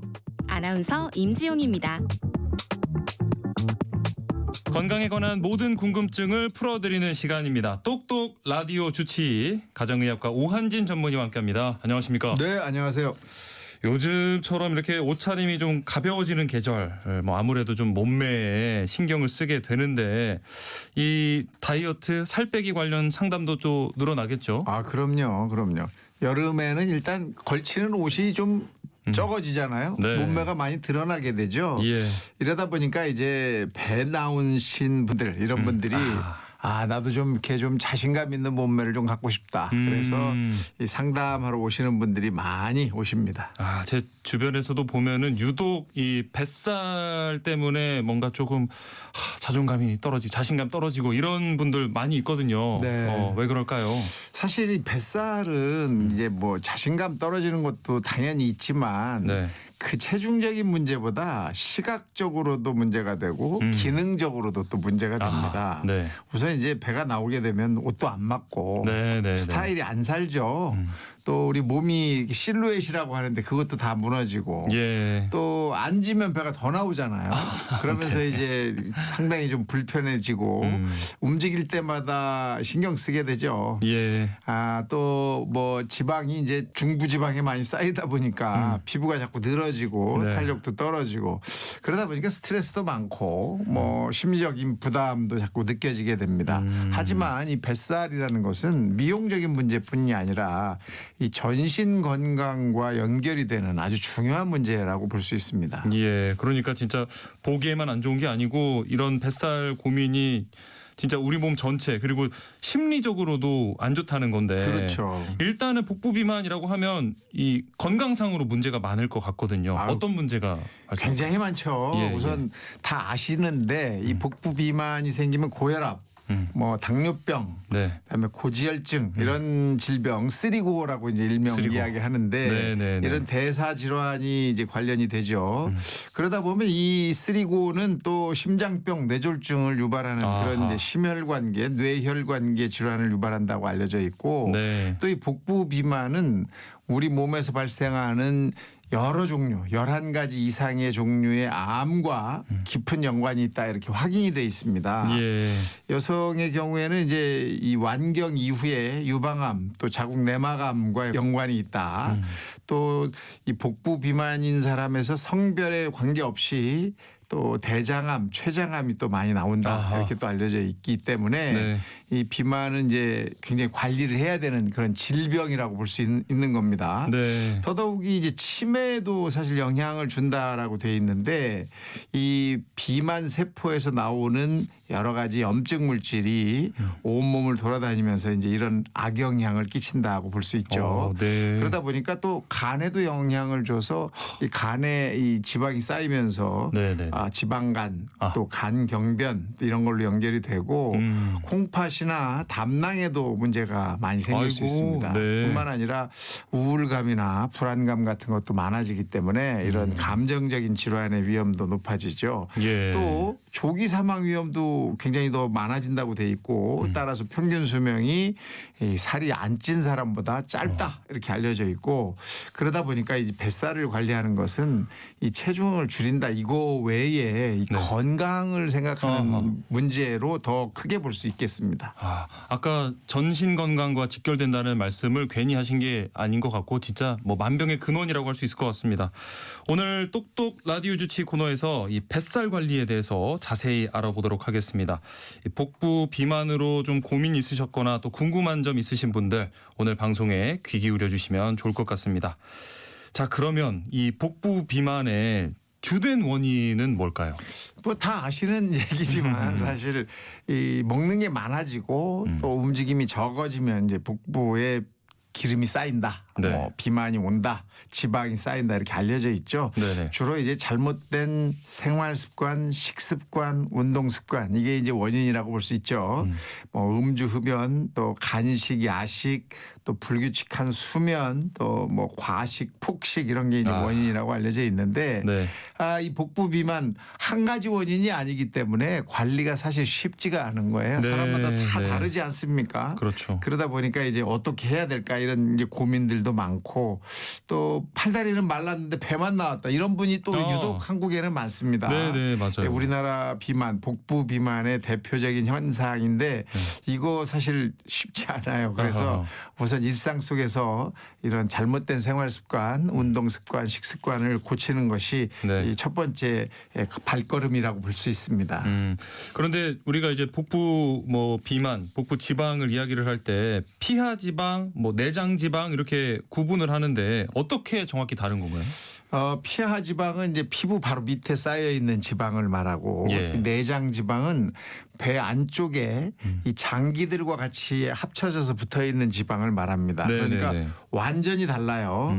피하 지방은 주로 이제 여성들한테 남자보다 많다고 돼 있고 아랫배나 엉덩이나 허벅지 이런 곳에 많이 있습니다. 네. 반면에 이 내장 지방은 장기 사이에 끼어 있기 때문에 손으로 잡히지는 않죠. 그래서 그렇죠. 우리가 쉽게 알기는 어려운데 배가 나오면 알게 되는 거죠. 네, 남성에서 더 많다고 돼 있고 이 내장 지방이 많아지면 성인병과 굉장히 큰 연관이 있습니다. 뭐 대사 질환도 만들고 그러다 보니까 당뇨병, 고혈압 이런 게 잘 생기는 거죠. 네. 그래서 이 내장 지방은 사실 식이 조절, 운동 이런 걸로 좀 쉽게 조절이 될 수가 있어요. 하지만 피하 지방은 쉽지가 않습니다. 그러다 보니까 어느 쪽이 더 많으냐에 따라서 관리법이 좀 달라져야 할 필요가 있죠. 아니 그리고 이렇게 복부 비만이 있는 사람들이 피로감이 더 많다. 이 피로감을 부른다 이런 말도 하던데 진짜인가요? 그럼요. 이 내장 지방이 많아지면 피로감이 생길 수 있습니다. 우선 이제 지방 세포에서는 이 염증을 유발하는 사이토카인이라고 하는 염증 유발 물질들이 많이 나오게 되는데 네. 이것들이 이제 온몸을 돌면서 만성 염증을 유발하는 거예요. 그러면서 이제 염증이 계속 지속이 되니까 면역력도 떨어지고 피로하다 이런 느낌도 들게 이루어지게 되는 건데요. 따라서 이 내장 지방이 계속 많이 있는 것은 우리 몸에 굉장히 악영향을 끼치겠죠. 네. 뿐만 아니라 이 내장 지방은 인슐린을 잘 사용할 수 없게 만들어서 혈당도 굉장히 불안정하게 만들어주고 그러다 보니까 사람이 지치게 또는 피로하다 이런 느낌을 자꾸 느끼게 만드는 겁니다. 네. 우리 몸에서는 이제 음식이 들어가고 영양소가 들어가면 그걸 이용해서 에너지를 만드는데 네. 이렇게 내장 지방이 많아지면 대사 효율이 떨어져요. 그러면서 기력도 없고 아이고. 집중력도 떨어지고 무기력감도 생기고 이렇게 되는 거죠. 네. 그러다 보니까 피로가 자꾸 온다 이러면 살쪘나 이런 생각부터 이제 먼저 한번 해볼 필요가 있는 겁니다. 이렇게 또 피로하면은 더 뭔가 움직이거나 운동하기가 싫어지고 악순환이 될 것 같다는 생각도 또 드네요. 맞습니다. 네. 일반적으로 이 여성이 복부 비만이 더 심하다고 하던데 이렇게 좀 성별로 차이가 나는 이유는 뭘까요? 우선 이제 여성은 남성하고 많이 다른 게 호르몬의 변화잖아요. 네. 여성들은 이제 임신도 하고 또 출산도 하고 또 완경이라는 것을 또 겪기도 하면서 호르몬의 변화가 아주 큽니다. 그러다 보니까 이 변화가 생길 때마다 몸에 지방이 축적되는 그 양상이 생기게 돼요. 아하. 뿐만 아니라 여성은 남성에 비해서 근육량이 적고 네. 지방이 많죠. 그래서 피하 지방 자체가 일단 여성들이 많지 않습니까? 네. 그런 것들이 이제 몸에 복부 비만을 더 쉽게 만드는 방법이 되고 또 여성들은 다이어트를 남성들보다 훨씬 자주 하고 네. 또 심하게 하고 예, 열심히 해보는 그런 경험이 있지 않습니까? 네. 그러다 보면 살이 빠졌다 쪘다를 반복하면서 복부에만 지방이 쌓이는 이런 경향도 또 생깁니다. 그래서 여성들은 이 복부 비만 관리가 조금 남성하고 좀 다르게 봐야 되는 거죠. 아하. 그리고 흔히들 하시는 말씀이 나이 들수록 뱃살 빼기가 더 힘들다. 저도 조금 배가 나오는 것 같기도 하고 한데 이게 사실인가요? 사실이죠. 이 나이가 든다는 이 단순한 이유만으로 우리 몸에서는 기초 대사량이라는 게 줄어드는데 네. 이 기초 대사량이 뭐냐 하면 하루 종일 우리가 일상생활을 하면서 쓰는 아주 기본적인 에너지 양이에요. 네. 그러니까 이 기본적인 에너지 양이 나이 들면 점점 줄어듭니다. 그러니까 젊을 때는 좀 많이 먹었다 싶어도 이 기초 대사량이 높기 때문에 에너지를 빨리 써버려서 쉽게 살이 안 쪄요. 근데 예. 나이가 드시면 이 기초 대사량이 떨어져 있으니까 뭐 조금만 더 먹으면 금방 살이 찌고 아하. 뭐 별로 먹은 것 같지 않은데 예전보다 뭐 예전이랑 비슷하게 먹었는데 살이 찔 수 있는 그런 상황으로 변하게 되는 거죠. 그래서 이 나이가 드시면 일단 먹는 양도 조금 조절이 필요하고 또 이걸 해결해내는 운동량이 좀 증가할 필요가 있습니다. 뭐 그러니까 젊었을 때 예전 생각해서 똑같이 이렇게 먹으면은 안 되겠네요. 그렇죠. 네. 조금 전에 또 여성의 경우에 복부 비만이 더 심하다라고 말씀을 드렸는데 이 여성의 뱃살은 뭐 남성하고 좀 뭐 다른 지방으로 구성이 돼 있는 건가요? 왜 이런가요? 뭐 다른 지방은 아니죠. 똑같은 지방인데 이제 네. 여성들은 피하 지방이 일단 많은 상태고 네. 거기에 이제 내장 지방까지 늘어나 버리면 이걸 완전히 해결하기가 더 쉽지 않은 거예요. 그래서 여성들이 조금 더 어렵다 이렇게 보는 거고 네. 남성은 주로 피하 지방보다는 이제 내장 지방만 많기 때문에 네. 이 내장 지방이라는 것은 에너지 섭취를 좀 줄이고 운동량을 늘려서 소모를 좀 빨리 하면 네. 바로 내장 지방이 좀 줄어들 수가 있거든요. 아하. 그런데 여성분들은 이런 노력을 해도 얼굴만 빠지고 배는 안 빠졌다 이런 소리를 많이 네. 하시기 때문에 여성분들이 조금 어렵죠. 여성분들은 또 아무래도 임신과 출산 과정에서도 이렇게 뱃살이 생길 수밖에 없는 것 같기도 하고요. 그렇습니다. 여성들은 남성과 달리 복강 안에 중요한 장기가 하나 더 있는 거예요. 네. 특히 이제 그 우리가 잘 아는 자궁이라는 게 있어서 이걸 네. 보호하기 위해서도 피하 지방도 많이 생길 수 있고 내장 지방도 그 안에 또 생겨야 예. 이 쿠션 역할을 하기 때문에 보호를 할 수 있는 거거든요. 그러다 네. 보니까 조금 더 어렵죠.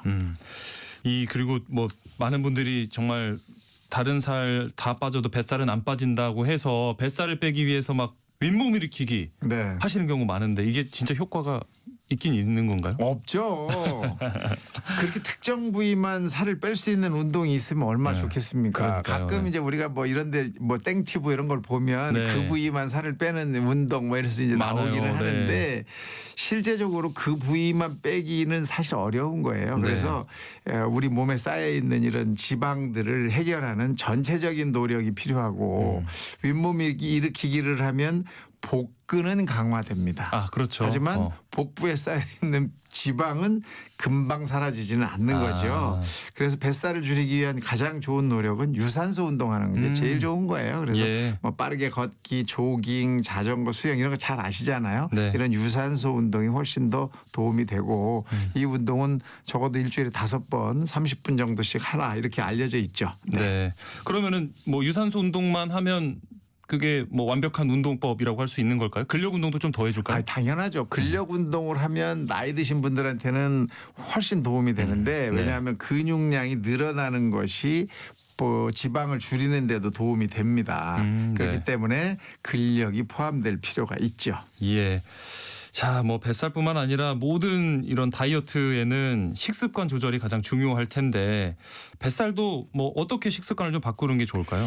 우선은 뭐 덜 먹는 거죠. 일단 여러분들께서 이제 식단 조절을 하실 때 첫 번째 하는 게 이제 덜 먹는 거 아닙니까? 네. 그런데 이제 먹는 것도 어떻게 먹어야 되는지를 조금 생각해 보실 필요가 있는데 네. 우선은 이제 탄수화물을 많이 줄여라 이렇게 이야기하는데 완전히 줄이면 또 안 돼요. 탄수화물도 필요한 우리 몸의 영양소이기 때문에 그래서 이 밥 한 공기를 다 드시는 것보다는 뭐 좀 반만 드신다든지 3분의 1 정도를 덜어낸다든지 하는 정도로 좀 줄이셔야 되고 식습관 조절만 가지고도 살이 상당히 많이 빠질 수 있는데 네. 우선은 제가 추천하는 방법은 아침을 좀 안 드시도록 노력하면 점심 때 저녁 때 식사를 하셔도 체중 조절에 조금 많이 도움이 됩니다. 아침을 좀 가볍게 아주 가볍게 하시는 것이 도움이 더 되는 것 같아요. 네. 자, 그럼 여기서 우리 청취자분들께서 보내주신 궁금증 한번 풀어보도록 하겠습니다. 먼저 조미경님께서 질문 주셨습니다. 완경 이후에 뱃살인지 이 똥배, 소위 똥배가 급격히 늘어나서 고민이라고 하시면서 이게 정말 완경 때문인 건지 궁금하다 하셨어요. 뭐 완경만 가지고 모든 분이 뱃살이 늘어나지는 않습니다. 근데 이제 완경이 되면 여성 호르몬의 분비가 완전히 없어지고 그러다 보면 이 여성 호르몬이 하는 역할, 우리 몸을 잘 보호해 주는 역할이 사라지기 때문에 이 복부에 지방이 쌓이기가 훨씬 쉬워져요. 그래서 이 완경이 되면서 이제 뭐 사실 이 나이가 이제 50 초반 이렇게 되시니까 일상적인 일도 좀 줄고 그렇죠. 그다음에 또 편한 상태가 되니까 먹는 거가 조금 늘어나실 수가 있어요. 그러면서 이제 더 뱃살이 쉽게 늘어나는데 하여튼 완경 이후에도 뱃살이 늘어나기 싫으시면 조금 더 조심하시고 식이요법 하시는 게 맞습니다. 예. 자, 그리고 8043님. 혹시 뱃살이 수면의 질에도 영향을 줄 수 있는지 궁금합니다. 뱃살 많으면 숙면에도 방해가 되나요? 질문 주셨어요. 물론이죠. 이 복부에 지방이 많이 쌓이게 되면 복강 내 압력이 올라가게 되고 그러면서 흉곽 즉 폐가 있는 쪽을 조금 누르게 돼요. 이렇게 되면 이 폐가 늘어나는데 힘이 더 들고 그래서 숨을 쉬기가 좀 어려워지고요. 또 내장 지방이 많은 분들은 자면서 수면 무호흡이 생길 수 있고 코골이와 함께 숨을 안 쉬는 그런 상황이 올 수 있거든요. 이렇게 되면 낮에 피로하고 졸리고 이런 상황이 반복되고 밤에는 또 수면을 더 잘할 수 없는 상황이 또 오게 되고 이렇게 되면서 호르몬에도 또 변화가 생겨서 체중이 자꾸 늘어나는 악순환이 될 수밖에 없습니다. 그러니까 이 뱃살은 수면의 질에 상당한 영향을 준다는 것을 확실히 아시고 잠을 잘 자고 싶으시면 일단 뱃살을 좀 줄이는 노력 필요합니다. 네, 뱃살 빼고 건강해진 모습으로 우리 또 청취자분들 뵐 수 있으면 좋겠습니다. 청취자 상담 여기까지 하고요. 이제 본격적인 장마철에 접어들었습니다. 장마 전선이 오르내리면서 당분간 장맛비가 이어질 텐데 다음 주 이 시간에는 장마철 건강관리를 위한 생활습관을 주제로 이야기 나눠볼 예정입니다. 관련해서 궁금한 점 있으신 분들 미리 문자 보내주시면 좋을 것 같은데요. 저희 프로그램 끝나는 시간까지 문자 주시거나 아니면 세상의 모든 정보 홈페이지에 글을 남겨주시면 됩니다. 이렇게 미리 참여하시면 방송 소개될 확률도 올라가고 또 더 깊이 있는 상담도 가능하니까 여러분의 많은 참여 부탁드리겠습니다. 참여하실 번호는 샵 9730번입니다. 짧은 문자는 50원, 긴 문자는 100원의 이용료가 부과되고요. 저희 홈페이지 이 시청자 참여 게시판은 무료로 이용하실 수 있다는 점 알려드립니다. 오늘 똑똑 라디오 주치 여기까지 하겠습니다. 지금까지 가정의학과 오한진 전문의와 함께했습니다. 말씀 고맙습니다. 감사합니다. 지금 여러분께서는 세상의 모든 정보 듣고 계시는데요. 버블 시스터즈의 하늘에서 남자들이 비처럼 내려와 듣고 저는 김윤아의 오늘 이곡 코너로 다시 돌아오겠습니다.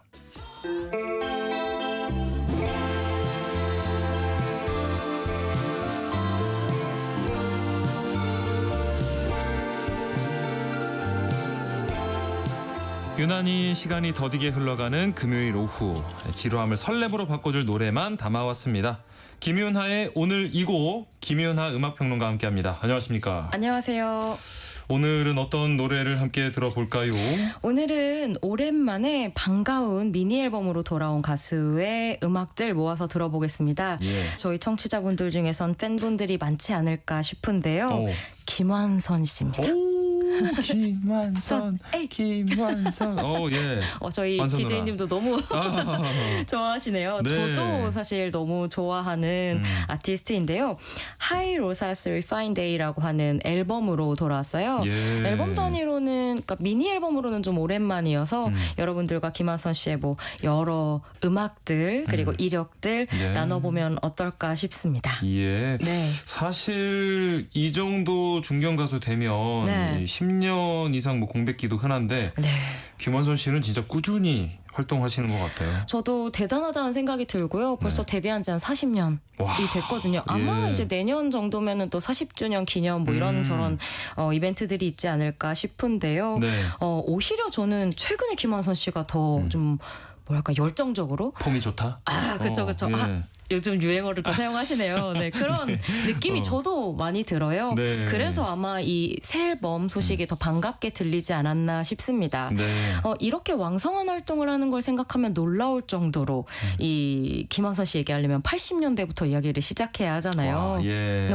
저는 김완선 씨가 정말 대단한 게 그 우리가 가요계에서 누군가를 이야기하거나 새로 소개할 때 뭐 제2의 땡땡땡 그렇죠. 많잖아요. 네. 근데 국내에서는 진짜 춤 잘 추고 스타일리시하고 색깔 있는 여가수 이야기할 때 아직까지도 제2의 김완선이라는 맞아요. 수식어를 사용해요. 네. 김완선 씨는 데뷔부터 상당히 센세이션했던 인물이었어요. 네. 우선 나이가 굉장히 어렸고요.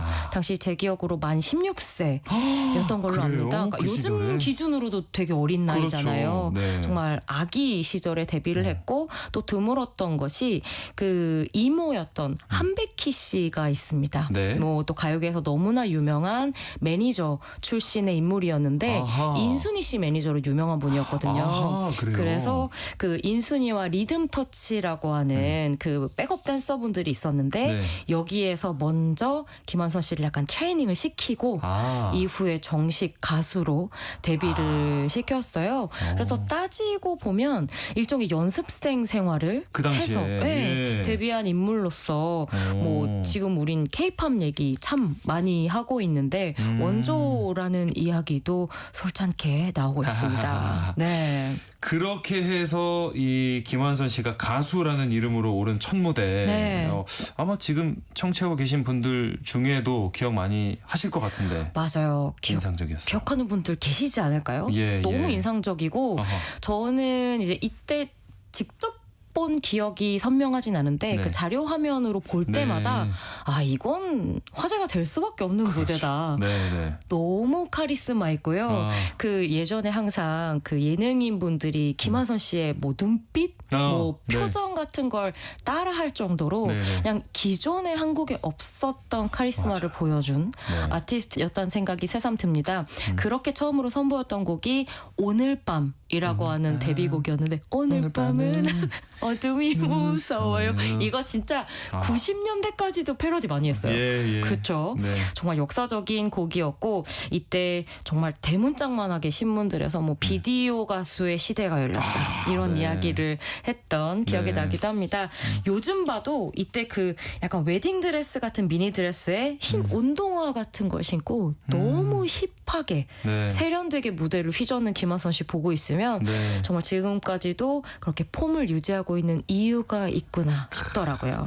원조 이 레이디 가가가 아닐까 싶은 느낌도 드는데 마돈나와 거의 비슷한 마돈나? 시기에 그렇죠. 예, 한국을 휘저었던 예. 인물이 아닐까 싶기도 하고요. 자, 그 시절을 떠올리면서 함께 들어보시죠. 김완선의 오늘 밤. 네, 김한선의 오늘 밤 듣고 왔습니다. 네. 뭐 지금 들어도 진짜 전혀 뭐 촌스럽거나 하지 않습니다. 이게 저희가 칭찬하는 느낌으로 네. 지나가면서 말하는 게 아니라 진짜로. 정말로 저는 예. 요즘에 들으면서도 이 모든 사운드, 감성 같은 것들이 너무 네. 세련됐다는 생각을 하게 되는데요. 네. 그도 그런 것이 사실 김한선 씨의 활동에는 한국에서 네로라는 아티스트들의 도움이 있었습니다. 아하. 그러니까 작사, 작곡, 그러니까 앨범의 프로듀싱을 담당한 아티스트들이 진짜 한국 음악사에서 빼놓을 수 없는 천재들이었어요. 예. 그래서 1, 2집 같은 경우에는 산울림의 둘째죠. 김창훈 씨가 프로듀싱을 해서 그래요? 이 락과 댄스 음악 사이의 절묘함 아하. 뭐 이런 밸런스를 찾아내줬고요. 네. 또 이외에는 이장희 씨가 3집에도 네. 참여를 꽤 다수 했고 또 네. 신중현 씨가 만든 리듬 속의 그 춤을 아하, 이게 맞아요, 또 맞아요. 엄청난 명곡이죠. 네. 그리고 하광훈 씨와 박청기 씨 같은 뭐 역시 정말 네로라 하는 아티스트가 4집에 그리고 김한선의 전성기를 함께한 5, 6집은 손무연 씨가 아하. 김한선 씨와 함께 했었죠.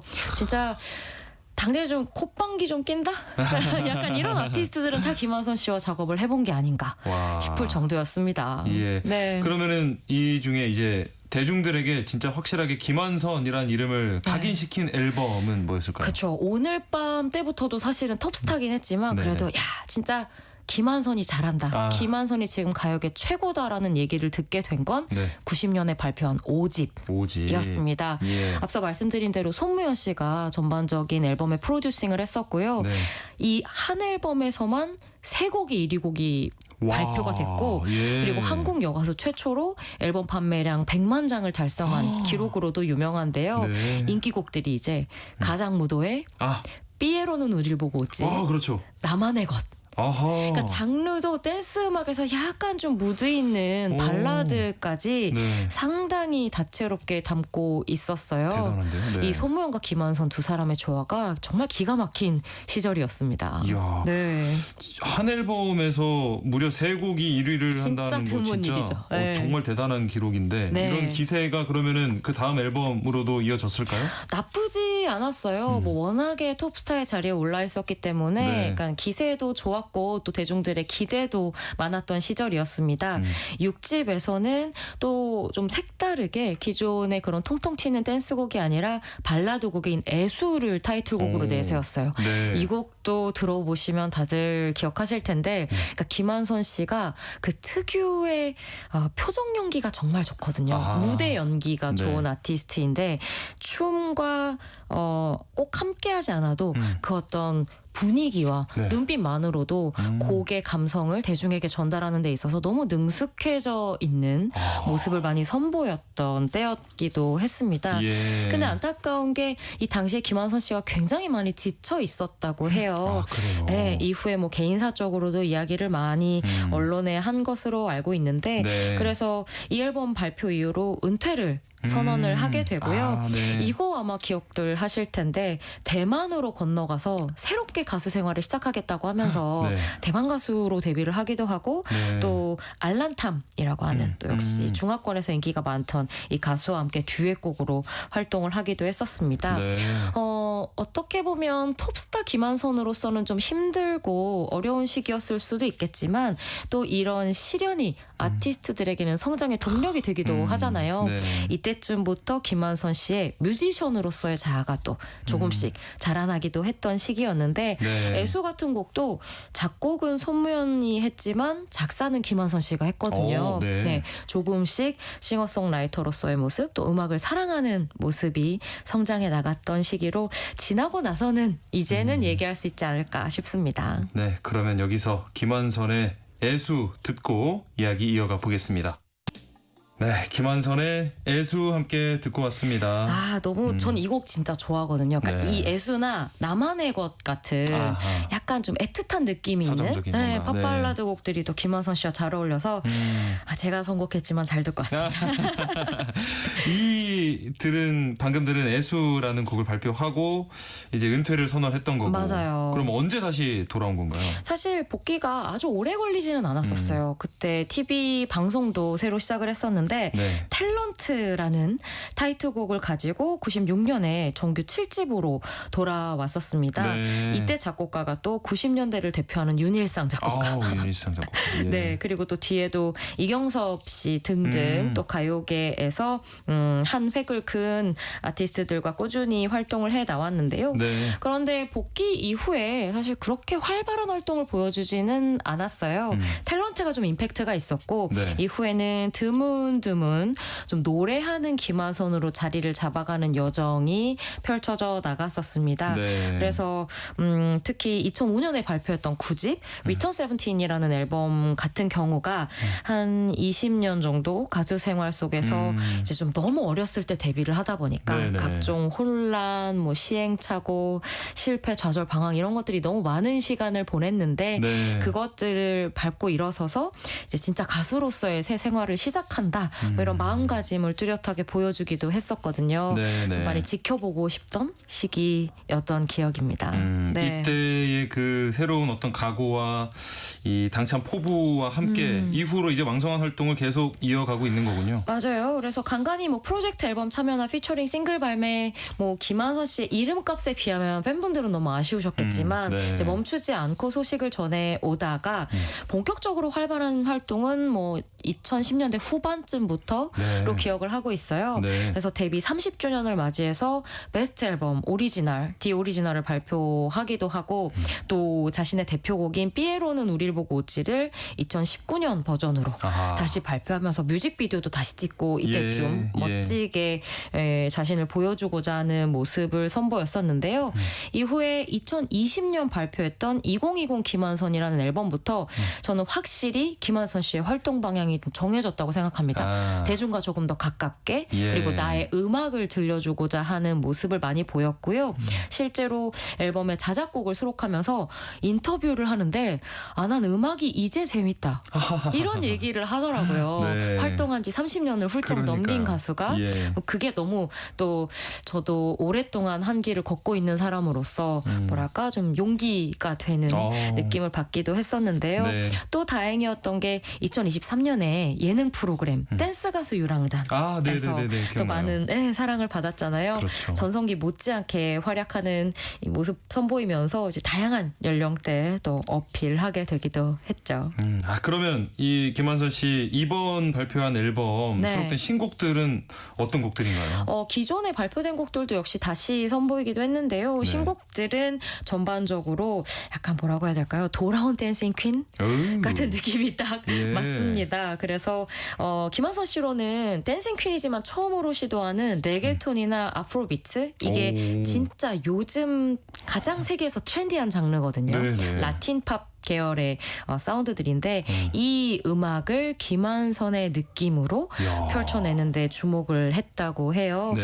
특유의 그 허스키한 목소리가 있거든요.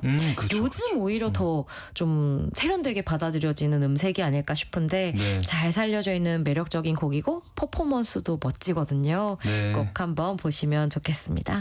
자, 그러면은 타이틀곡이죠. 네. 김한선의 하이로사 끝곡으로 들려드리면서 김연아의 오늘 이 곡 오늘 여기서 마무리하겠습니다. 오늘 말씀 고맙습니다. 감사합니다. 세상의 모든 정보 여기서 마무리하겠습니다. 모바일 쿠폰 당첨자는 홈페이지 공지사항에서 확인하실 수 있고요. 끝으로 김한선의 하이로사 함께 들으시면서 저는 다음 주 월요일 다시 찾아뵙겠습니다. 행복한 하루, 행복한 주말 보내세요. 지금까지 아나운서 임지웅이었습니다. 고맙습니다.